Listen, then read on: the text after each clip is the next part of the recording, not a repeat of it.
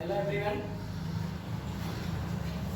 आज के मैथ के इस वीडियो में हम एक टॉपिक पॉलिनोमियल के बारे में स्टडी करेंगे।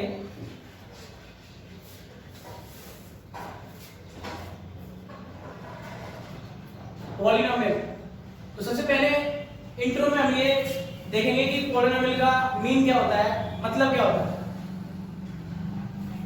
देखो, मैं आपको बताना चाहूंगा सबसे पहले अलजेब्रिक स्ट्रक्चर होती है। अलजेब्रिक स्ट्रक्चर के अंदर दो तरह के कैंडिडेट होते हैं। एक आपकी होती है वेरिएबल क्वांटिटी और एक होती है आपकी non variable quantity. Non variable quantity को हम कांस्टेंट वैल्यूज भी बोल देते हैं, या सीधी जनरली अगर हम इसके बारे में देखें तो हम नॉर्मल जो मैथ के हमारे नंबर हैं उनको इसके अंदर ले लेते हैं, और जो वेरिएबल है इसके अंदर वो अननोन वैल्यूज आती हैं जिनके हमें वैल्यू फाइंड करने होते हैं, जैसे कि x है, y है, z। इन वेरिएबल और नॉन वेरिएबल क्वांटिटीज के बीच में अगर हम mathematical operations plus minus multiply और डिवाइड इनका यूजेस कर लें, वेरिएबल और नॉन वेरिएबल के साथ हम मैथमेटिकल ऑपरेशंस का इनका यूज करते हैं, तो हमारे पास जैसे कि मैंने एडिशन ले लिया इसमें से और इधर से 2 लिया, तो x + 2 एक क्वांटिटी बन जाती है। इसी को हम बोलते हैं अलजेब्रिक स्ट्रक्चर। ये जो हमारी अलजेब्रिक स्ट्रक्चर है, इससे दो तरह की क्वांटिटीज बनती है। 9th और 10th स्टैंडर्ड की बात करें तो हम दो तरह की क्वांटिटीज को हम देखते हैं। एक है हमारा पॉलिनोमियल और एक होता है इक्वेशन। अगर देखें तो दोनों ही अलजेब्रिक स्ट्रक्चर है, पर दोनों में थोड़ा सा डिफरेंस होता है। जैसे कि यहां हम x + 2 ओनली जो x + 2 स्ट्रक्चर यूज कर रहे हैं, ये हमारी पॉलिनोमियल होती है। और इक्वेशन के लिए अगर हम बताना चाहें तो जब इस वर्ड को स्प्लिट किया जाता है तो दो वर्ड निकल के आते हैं, एक है इक्वेट और दूसरा वर्ड निकलता है इसके अंदर से एशन। इस इक्वेट को ये एक लैटिन वर्ड है जिसको हम इसकी सिनोनिम टाइप इक्वल वर्ड से डिफाइन करते हैं, और मैथ के अंदर इसका साइन होता है इक्वल का। यानी एक ऐसी अलजेब्रिक स्ट्रक्चर जो कि आपके पास इक्वल साइन के साथ रिप्रेजेंट हो, तो आप उसको इक्वेशन बोल सकते हो। और जो विदाउट इक्वल क्वांटिटी हमारे पास रह जाती है उसको हम बोल देते हैं पॉलिनोमियल। अगर जनरल 8th क्लास की स्टैंडर्ड तक अगर देखा जाए तो हम जनरली इन्हीं वर्ड्स को पॉलिनोमियल और इक्वेशन के लिए डिफाइन कर सकते हैं। बाकी का हम अपने वापस टॉपिक पे आते हैं। यानी हम कह सकते हैं कि ये अलजेब्रिक स्ट्रक्चर की क्वांटिटी है जिनके अंदर ये दो तरह की आप ये क्वांटिटीज का स्टडी करोगे। पॉलिनोमियल आपके 9th क्लास के सिलेबस में है, पॉलिनोमियल आपके 10th में भी आ रहा है, और इक्वेशन ये चैप्टर भी आपके 9th क्लास और 10th क्लास दोनों क्लासों में के अंदर चलते हैं। तो हम बात करते हैं पॉलिनोमियल के लिए। जो हमारा टॉपिक है कि पॉलिनोमियल के बारे में हम क्या क्या चीज स्टडी करेंगे।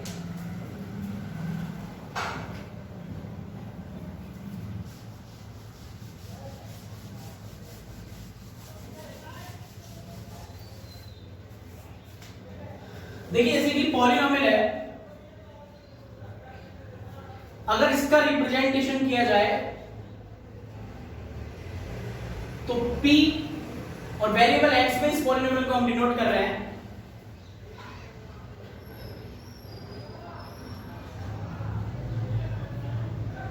यहां जो n है वो पॉजिटिव इंटीजर्स हैं,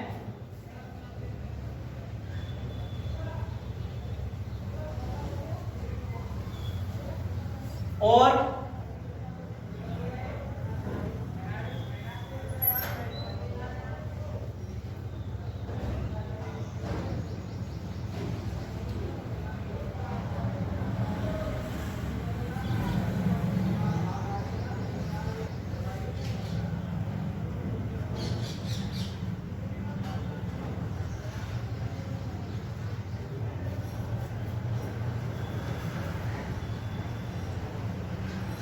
तो पॉलिनोमियल के लिए वेरिएबल x में मैंने एक रिप्रेजेंटेशन किया है कि आपके पास एक सीरीज है वो कंटिन्यू है और x जो वेरिएबल है अपनी पावर को डिक्रीज करता जा रहा है और एट लास्ट x की पावर 0 का वैल्यू 1 होता है, तो लास्ट में हमारे पास एक कांस्टेंट वैल्यू ही बच जाती है। तो इस तरह का जब भी स्ट्रक्चर सामने आता है तो आप उसको पॉलिनोमियल के अंदर ले सकते हो, पॉलिनोमियल कहलाएगा।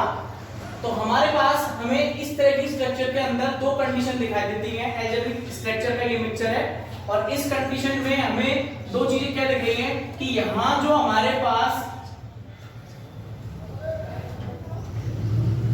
किसी भी अलजेब्रिक स्ट्रक्चर को पॉलिनोमियल होने के लिए वेरिएबल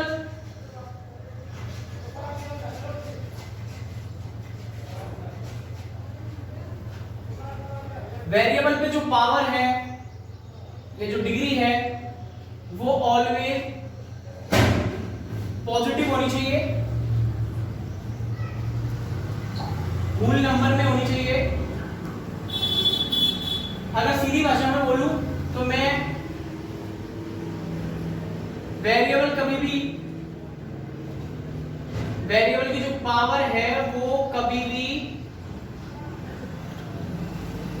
नहीं होगी फ्रैक्शन में, यानी वेरिएबल पे कभी भी आप इस तरह से 2/3 x 1/2 इस तरह का पावर यूज नहीं करोगे। वेरिएबल कभी भी रूट के अंदर नहीं आएगा। वेरिएबल की पावर ऑलवेज भी कैसी होनी चाहिए, पॉजिटिव होनी चाहिए, होल नंबर में होनी चाहिए।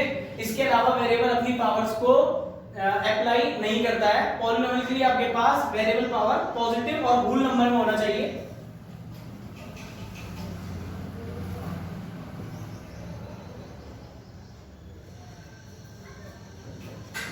तो यहां जो क्वांटिटी बनती है वो आपकी पॉलिनोमियल बन जाती है। तो पॉलिनोमियल का जो डिवाइडेशन है वो दो तरह से किया गया है। एक तो बनता है आपके टर्म के अकॉर्डिंग, जिसको जनरल वे में हम बोल देते हैं स्टेप, और जो दूसरा बनता है वो बनता है आपका डिग्री के अकॉर्डिंग, जिसको पावर भी कहते हैं, एक्सपोनेंट भी कहते हैं। अब जो डिग्री के अकॉर्डिंग बनता है तो सबसे जो बड़ा क्वेश्चन रहता है वो ये रहता है कि पॉलिनोमियल का डिग्री क्या होता है। तो किसी भी पॉलिनोमियल के लिए सबसे पहले आप उसके वेरिएबल को डिफाइन करो। तो यहां मैं कहना चाहूंगा पॉलिनोमियल का degree highest power of the variable, यानी वेरिएबल पे लगा जो हाईएस्ट पावर है वो उस पॉलिनोमियल का डिग्री बन जाता है। मैं एक एग्जांपल देता हूं, जैसे कि फॉर एग्जांपल आपका कोई पॉलिनोमियल कुछ इस तरह का पॉलिनोमियल है, तो मैं बता दूं यहाँ पे वेरिएबल है वो है x और x के पास हाईएस्ट पावर हमें यहाँ पे 2 मिल रहा है। तो यहाँ पे मैं बोल सकता हूँ इस पॉलिनोमियल का डिग्री क्या होगा, 2 होगा। तो आपको ध्यान रखना है कि highest power of the variable ही आपकी क्या होगी, डिग्री कहलाएगी किसी भी पॉलिनोमियल के लिए।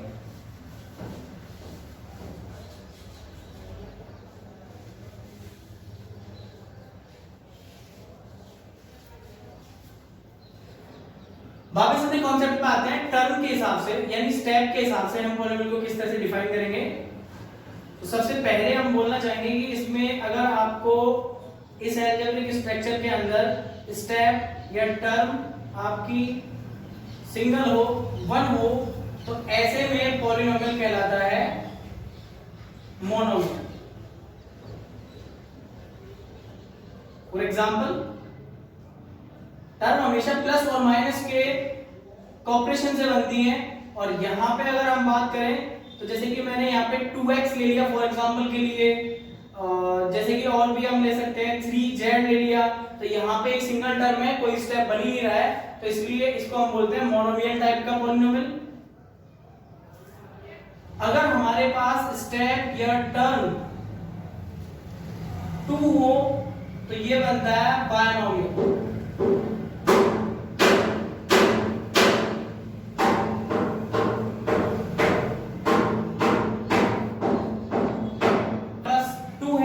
बोलते हैं बायनोमियल। और फॉर एग्जांपल एग्जांपल के थ्रू आप आसानी समझ सकते हो कौन कितने टाइप का है। जैसे कि ये x + 2 वाला एग्जांपल है, इसके अंदर देखो फर्स्ट टर्म आपकी x है और सेकंड टर्म आपकी 2 है, कनेक्ट हो रहे हैं किससे, प्लस से। तो ये दो टर्म वाला है, इसको हम क्या बोलते हैं, बायनोमियल। और यही चीज आप माइनस के साथ भी ले सकते हो, यहाँ भी टर्म है, और जो मल्टीप्लाई और डिवाइड है उनसे टर्म नहीं बनते हैं। तो आपके दो एग्जांपल आपके बायनोमियल हो गए। इसी तरह से आप और भी कंटिन्यू आगे तक जा सकते हो। टर्म अगर थर्ड हो जाए तो आप कह सकते हो इसे trinomial. For example 3x² 4x + 7, यहाँ आपका ये फर्स्ट टर्म है, ये सेकंड टर्म है और ये थर्ड टर्म है। तो तीनों टर्मों के आधार पे आप इसको बोल दोगे ट्राइनोमियल। इसी तरह से कंटिन्यू टेट्रा, पेंटा, हेक्सा, इसी तरह से आप कंटिन्यू पॉलिनोमियल बोल सकते हो। फिर जो हमारा सेकंड कॉन्सेप्ट है, डिग्री के आधार पे हम किस बेसिक टी में जाएंगे, पॉलिनोमियल कितने टाइप के होंगे। और आपका जो फर्स्ट चैप्टर जो एक्सरसाइज का फर्स्ट पॉइंट है उसके अंदर भी आपको सिर्फ बेसिक नॉलेज होनी चाहिए, पॉलिनोमियल कौन सा एल्जेब्रिक स्ट्रक्चर पॉलिनोमियल है, कौन से में कितना डिग्री है, कौन सा कितने डिग्री वाला है, कौन सा टर्म वाला है। तो इसी बिहाफ आपके 1 मार्क्स वाले क्वेश्चन बनते हैं। तो यहाँ डिग्री बेसिस पे अगर मैं बात करूं तो डिग्री बेसिस के लिए सबसे पहले अगर आपके पास किसी एल्जेब्रिक स्ट्रक्चर का पॉलिनोमियल का डिग्री अगर 0 हो तो ऐसे में इस तरह के पॉलिनोमियल को हम बोलते हैं कांस्टेंट पॉलिनोमियल।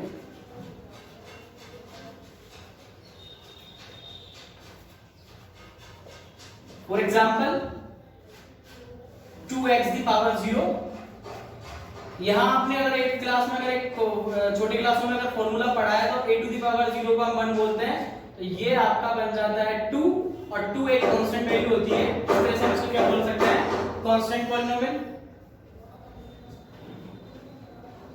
सेकंड पे अगर आपकी डिग्री होती है 1 तो ये जो पॉलिनोमियल है वो बनता है आपका लीनियर पॉलिनोमियल।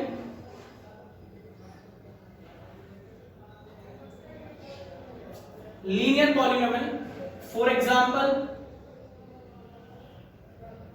4x + 7 3x - 2। मैं बता दूं यहाँ पे मुझे डिग्री से लेना देना है, डिग्री से अपन को टॉपिक को समझना है, ना कि टर्म के आधार पे। अगर इसको देखते हैं तो टर्म से ये बायनोमियल लग रहा है, बट अगर इसकी डिग्री को डिफाइन किया जाए तो डिग्री के अंदर आपके पास सिंगल पावर है और सिंगल पावर की वजह से ये क्या हो जाएगा आपका लीनियर पॉलिनोमियल। नंबर थर्ड पे आपके आता है डिग्री 2 हो तो ऐसे में हम उसे बोलते हैं क्वाड्रेटिक पॉलिनोमियल। ये क्वाड्रेटिक टाइप होगा। For example ax² bx + c, यहां टर्म बनते हैं ट्राई, बट जो डिग्री है वो हाईएस्ट क्या है इसकी 2, तो ये डिग्री 2 वाला क्वाड्रेटिक पॉलिनोमियल बनेगा।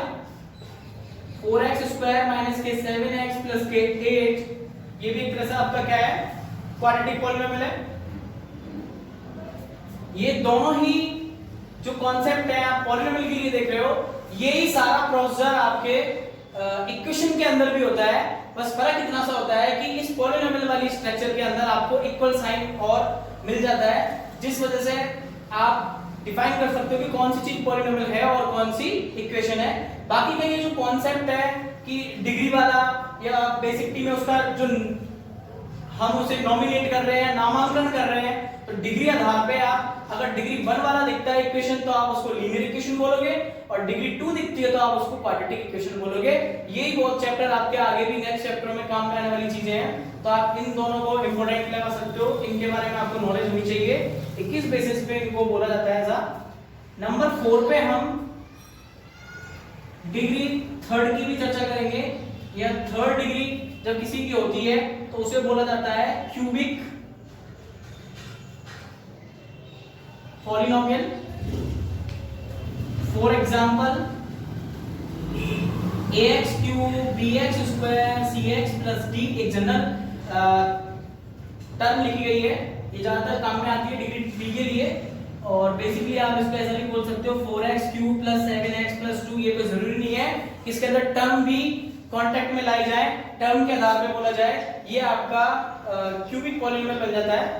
नेक्स्ट जो टॉपिक चल रहा है हमारा, उसके अंदर हम आगे डिग्री का डेफिनेशन हमने पढ़ लिया है। अब हम आगे क्वेश्चंस को देखेंगे कि कौन सा पॉलिनोमियल है, कौन सा कांस्टेंट पॉलिनोमियल है, कितनी डिग्री है, या कौन से अलजेब्रिक स्ट्रक्चर को हम पॉलिनोमियल बोल सकते हैं। तो इस तरह से हम आगे के टॉपिक्स के बारे में थोड़ा सा और चर्चा करेंगे और इससे रिलेटेड एक्सरसाइज को भी करेंगे। बाकी का नेक्स्ट क्लास के अंदर डिस्कस करेंगे।